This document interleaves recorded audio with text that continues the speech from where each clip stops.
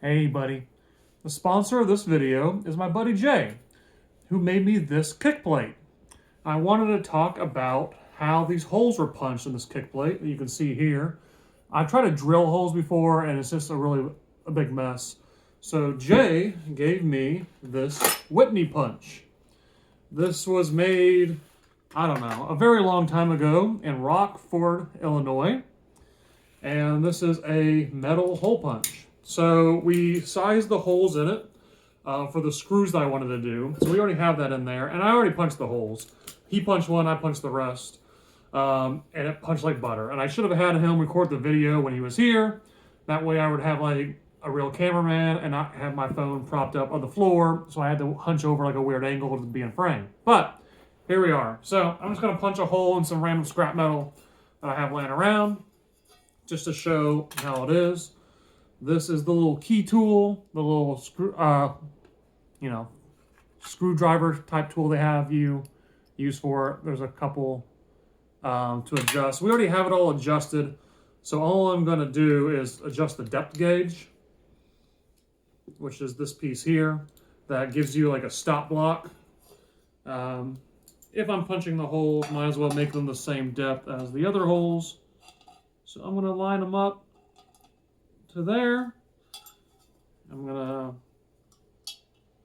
finger tighten the stop gauge. So there's a series of punches that you use for different diameter holes. And we already figured that out, and that's already done. But you can take the thing apart and do adjustments on it. There we go. So I am just going to put a new hole right in the middle of this thing, where there's already two screw holes, just for the video. Because this is a different piece of metal, but it should, there we go, be fine and easy. And then that disengages it. And again, scrap metal, I didn't measure, but that's the new middle hole. I know it's not perfect, but I like the stop gauge. You can make consistent holes. This thing is probably 1950s steel, and they don't make things like this anymore. So this was a treasure to use and find. So I want to show this thing off. Whitney punch. There's another word that goes in there. I don't know what it is, and I didn't bother texting Jay. But nice metal case. Thank you, Jay, for the sponsor of this video.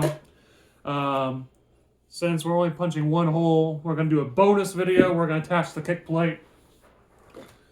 Might as well. We're already here. So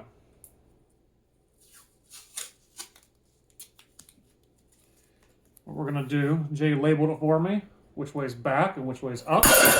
Oh. Well, you know. What's a kick plate with a few scratches, right? I immediately dropped it on brick, so that's fun. But I did finish painting it. I did black instead of leaving it silver, just to make it kind of match in with the predominantly black color on the rest of the rest of the case, the rest of the frame. So I'm lining up on the bottom, and then I'm just using painter's tape, just kind of hold it in place. I'm going to do another piece down here at the bottom, just to make sure get it flush, so it's not hinged at the top only. Okay. So that allows us to eyeball it. That looks pretty good.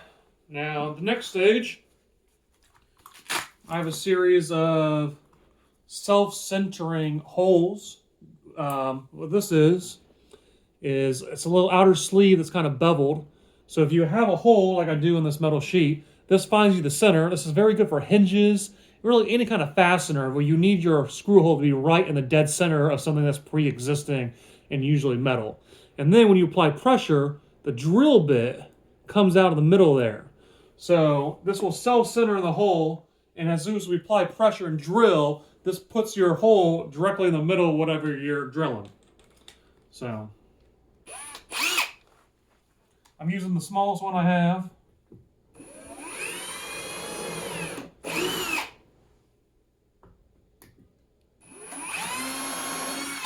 Okay. So I'm just doing two right there, because that will allow me now to put my screws in and that will hold it in a little bit better than my tape as I do the rest of the holes. So, just in case it is shifting a little bit as I go. I don't think it is, but these are screws that have like they're like washer head screws. I painted them black and I sealed them as well, so the exact same paint job coat as the plate, so they should blend in nicely. These are 1/2 inch. I'm putting in a 3/4 inch plywood, but there we go.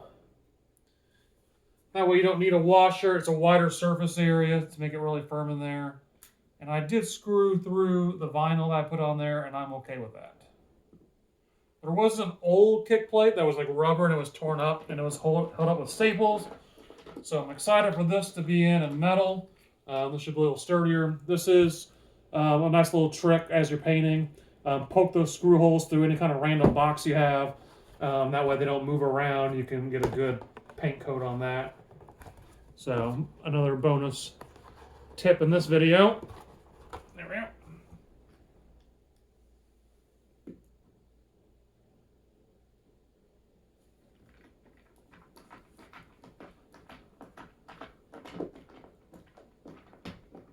Okay. Now that's in there pretty well. I'm going to go drill the rest of my holes. And these I did actually measure, so they're not only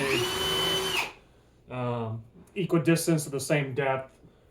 I did measure those out really well. I used a kind of offset tool.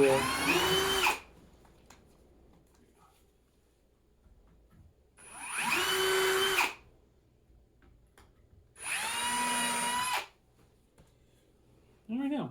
Yeah, this is one of the best ways I found to punch holes in metal, and I just found out about it a couple days ago from Jay. So, wanted to share that. I tried drilling a bunch of other methods. It's always just very time consuming and it just makes a big mess. You usually end up kind of scratching or warping or really kind of damaging the piece that you're working with. And this was a nice, really clean punch. No issues. I do have a power drill here, but it's a 1/2 inch screw. It's really not worth it. I don't mind getting a nice clean tighten there. Anyway, I know I'm not overdoing it at all.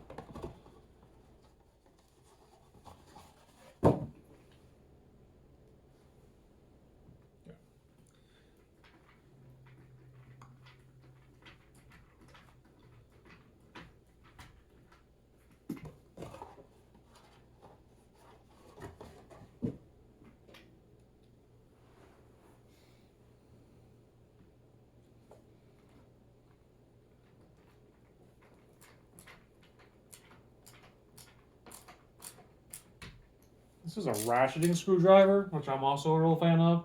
This is made by Milwaukee, not a sponsor, but it is my favorite screwdriver. You got, I don't know, 8 different screwdriver attachments that come with it. It does have the square bits, which are a little bit harder to find, which are nice to have. I do have some furniture screws when I was doing my cabinets that use the square bits. It has a long shank. A lot of the little drill bit attachments, you know, are super small. This is actually a longer one for that. But it is nice to have the modularity with a little bit of length, especially if you're doing like pocket screws or anything kind of recessed. And the ratcheting allows you to have a really firm grip and put things in pretty quickly. And I had to adjust your hand, which is nice once you get a good grip on things. This is my go-to screwdriver for everything.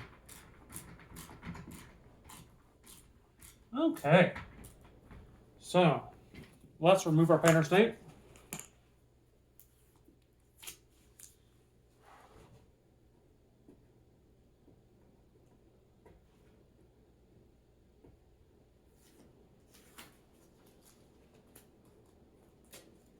Bonus tape I had.